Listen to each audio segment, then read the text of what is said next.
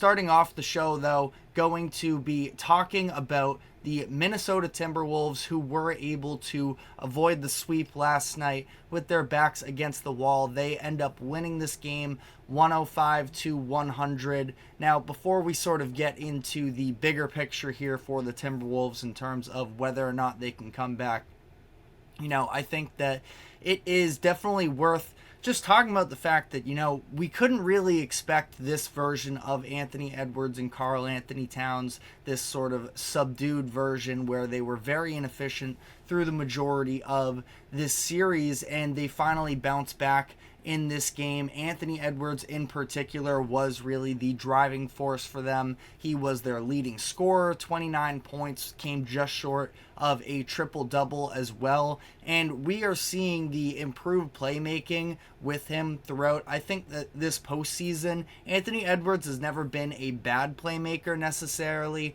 but I do think that, this being his first deep postseason run, he is now sort of experiencing what it's like to be a star and getting that treatment through the duration of a playoff series. And we are seeing his ability to sort of navigate double teams and such take on a more and more significant role. He came out firing 14 points in the first quarter, I believe, and, has just... It was interesting with him because he did get himself into foul trouble. That was a huge conversation really for Minnesota as a whole. There was an interesting stretch there down the final few minutes of the first half where Anthony Edwards, Karl-Anthony Towns, and Rudy Gobert all had 3 fouls, so they were having to close out with the bench unit and actually did a pretty good job in those minutes. But Edwards, part of the reason he was in foul trouble is because he was taking on the Luka Doncic assignment sort of at an enhanced rate. And we've talked about this before. There really isn't a player in the NBA that can fully shut down Luka Doncic, so there's only so much you can do. I thought Edwards' energy and his defense was good for a span there, but at the same time, you saw, especially in the second and third quarters, he was a little bit more run down, added to the fact that he was dealing with this foul trouble, and a couple of them, when he's fouling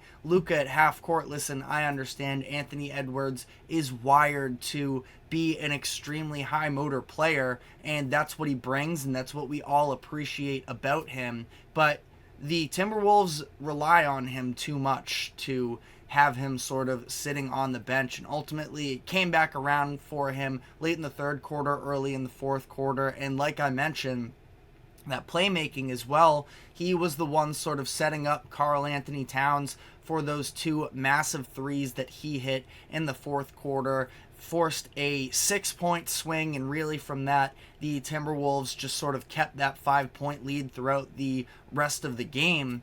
Karl-Anthony Towns, it was such a typical I wouldn't say typical necessarily, but we got the full Karl-Anthony Towns experience last night where I did think that he was really successful offensively when he wasn't doing stupid stuff, which is always sort of the caveat with Towns. Just some of the fouls with him are so infuriating because he puts himself in these compromising positions, and every time he freaks out as if it's the most outlandish thing that he gets called for those fouls. But, just about every single one of them was the right call. Now, I obviously have talked about it before. I don't love that call where for the foul that he picked up right at the end of the game with a minute and a half left that took him out for the rest of the game. He sort of lunged out at Luka Doncic. Now, Luka was definitely trying to initiate contact in this as well. So you let me know how you feel about that call in the comment section. But again, we just saw it all the way throughout the game where he was just picking up these dumb fouls. And again, the way that he looks appalled when he's called for it, it just, it drives me a little bit crazy. But it was really encouraging to see him have this bounce back game where I thought he did a great job attacking the rim, actually looked, coordinated and put together, and I don't know if the absence of Derek Lively gave him some sort of extra confidence. Now, that being said, Maxi Kleber returned for the Mavericks in this game, and he did draw a couple charges against Towns, so I'm not sure exactly what it was. Obviously, Lively a little lengthier than Kleber, so maybe that was part of it, but then it was the three-point shooting, where Towns was 0 for 8 the other night, and in this game, specifically in the second half, he got himself going, didn't even attempt a three in the first half, but finished this game 4 of 5, and you see the fouls and the minutes on the screen. Again, it is frustrating with him that he puts himself in these positions that he is unable to play some of these crunch time minutes, but the Timberwolves obviously at least have a good enough backup option in Naz Reid that it's not entirely detrimental to them, and obviously they win last night, so it wasn't ultimately the biggest deal in the world. But Towns, I just thought it was such a prototypical what you sort of get in terms of the roller coaster from him. And on the Mavericks side of this series, or of this game, I don't think that there was really all too much that you can say in terms of, instead of, you can't manufacture importance and what's the word I'm looking for? More so motivation. And I think that for the Mavericks being up 3-0, it was just a lot easier for the Timberwolves to sort of get up for this game. And Anthony Edwards, like I mentioned, he came out flying early.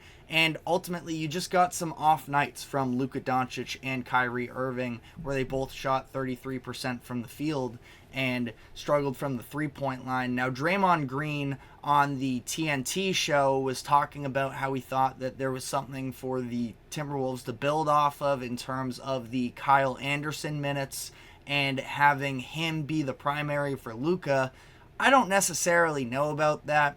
I mean, I thought that Luka pretty much all the second half was doing a really good job of sort of beating Kyle Anderson on that initial dribble, getting Anderson behind him on his hip and sort of just surveying the field from there.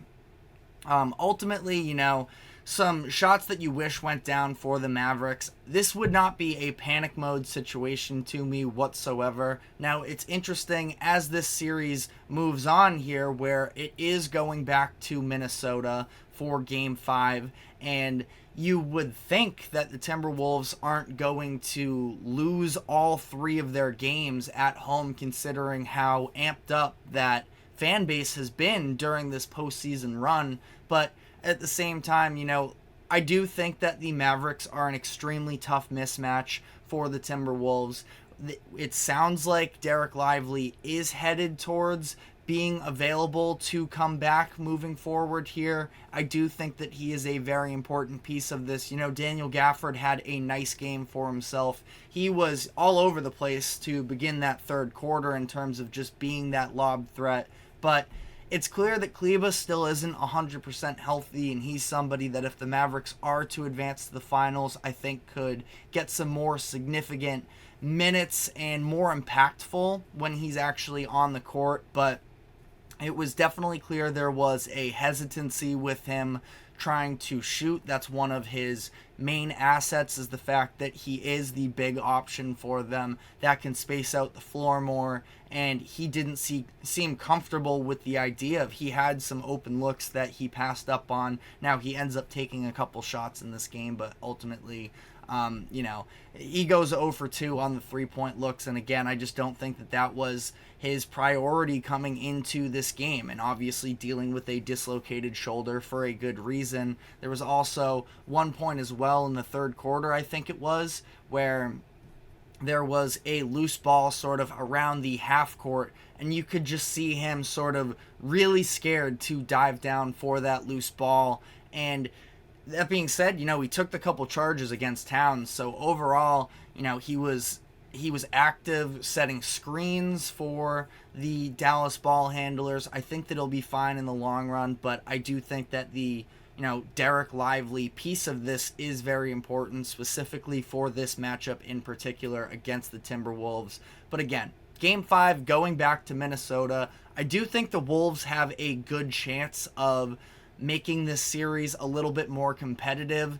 I definitely wouldn't be putting all my stock into the Timberwolves being the first team to come back down 0-3, but there is sort of an irrational confidence with Anthony Edwards that he is probably one of the, more qualified leaders to potentially lead this type of a run just off of a little bit of arrogance as well. And I say that in a good way because he's just sort of, too young to, really be looking at the full history of everything. And I do think that there's a level of desperation from Rudy Gobert, obviously has been sort of dragged through the mud through these past couple rounds to some degree.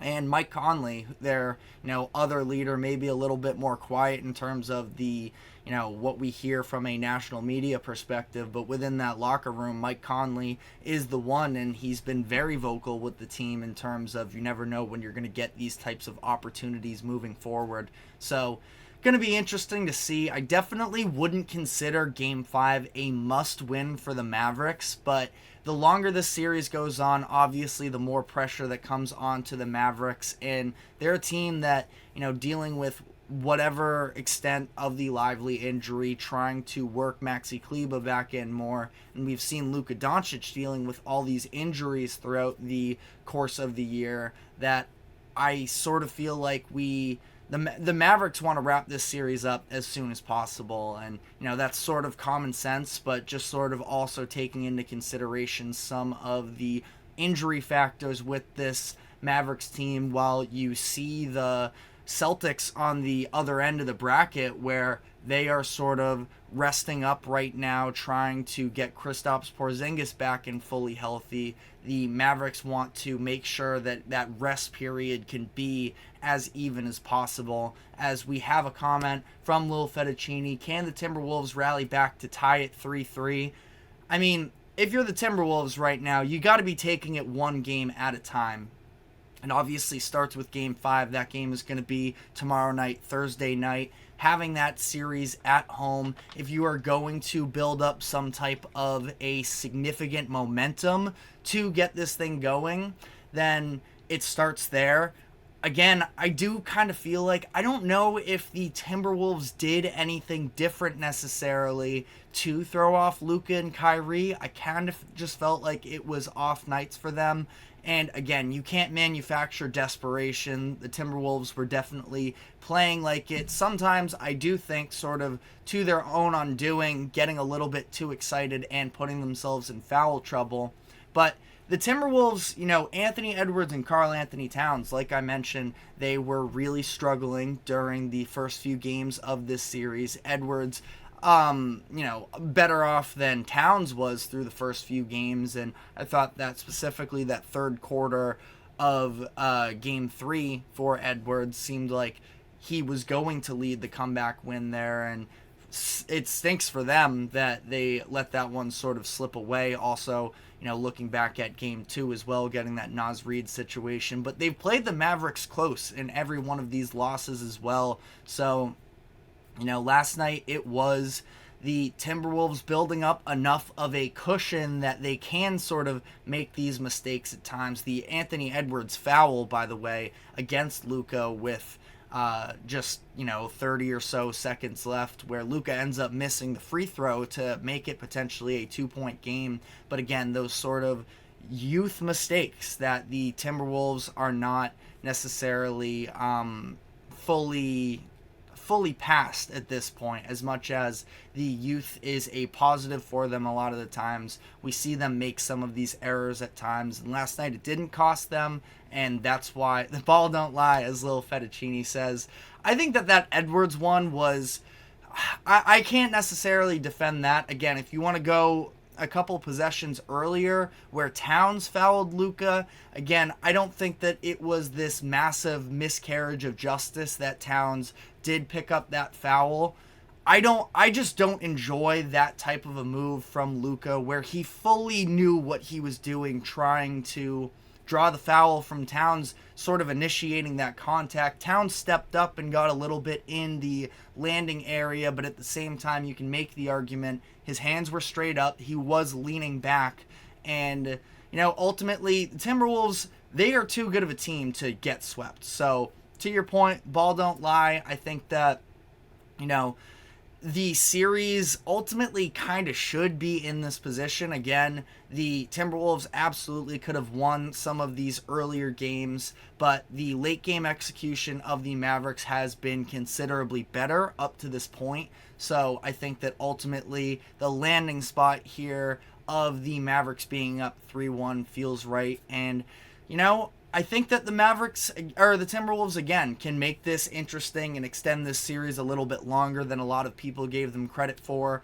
But, this does feel like the Mavericks, in one of these situations, given how much better their crunch time offense has been to the Timberwolves, that they are going to be able to win one of these next 3 games that it is. So let me know how you feel about this series moving forward in the comments section. We're going to be taking our first break though, and we're actually going to be calling a little bit of an audible on the fly here. I think that I want to dive into the Bronny James draft decision up next, and then we're going to get into the NHL series as well, but sort of stick basketball while we are on the topic. So we're going to be diving into that whole Bronny James conversation, but first, a quick break, and we will be right back. Stick with us.